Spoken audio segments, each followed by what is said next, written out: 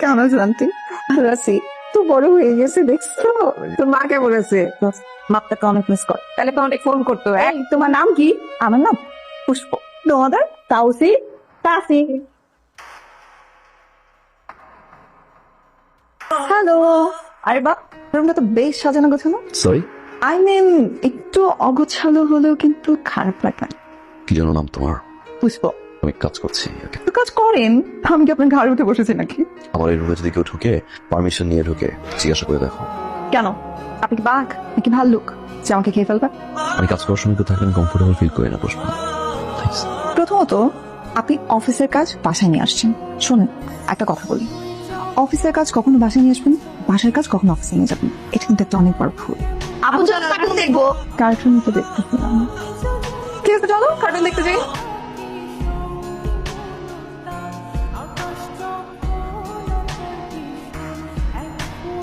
Deer বস, আপনি অনেক বেশি রুড, কিন্তু ভিতর থেকে অনেক বেশি নরম একটা মনের মানুষ।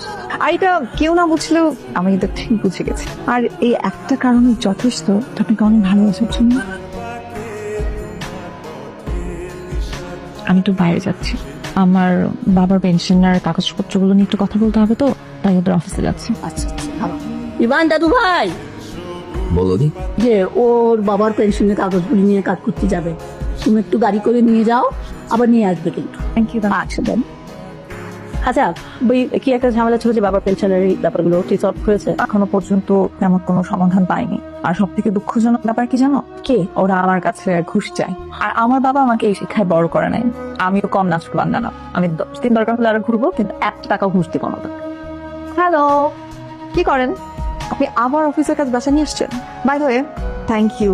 তার জন্য এত দ্রুত বাবার পেনশনের ফাইলটা কমপ্লিট হয়েছে। জানেন, আমি আমার লাইফে সবসময় এমন একটা মানুষকে চাইতাম যে আমার সব বিষয়ে অনেক সাপোর্ট করবে, আমাকে অনেক বেশি হেল্প করবে, অনেক ভালোবাসবে। না, ঠিক সেই মানুষটাই। আর শোনেন, দাঁড়ান, আমি আপনাকে ভালোবাসি। আপনাকে আমার অনেক ভালো লাগছে। কি হ্যাঁ, আমি তোকে বারবার বলছি না আমার রুমে পারমিশন আসতে হয় না, কেউ আসে না, যখন তখন আসতেছো, যখন তখন যা খুশি বলতেছো।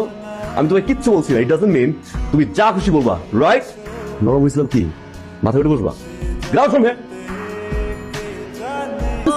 মা কি হয়েছে প্রশ্ন করো, মা আমাকে জিজ্ঞাসা করো কি হয়েছে, কোথায় একটা বান্ধবী মেয়ে নিয়ে আসছো, ঠিক আছে ফাইন, এটা কাজের জন্য আছে, কাজ শেষ, যেতে পারো না?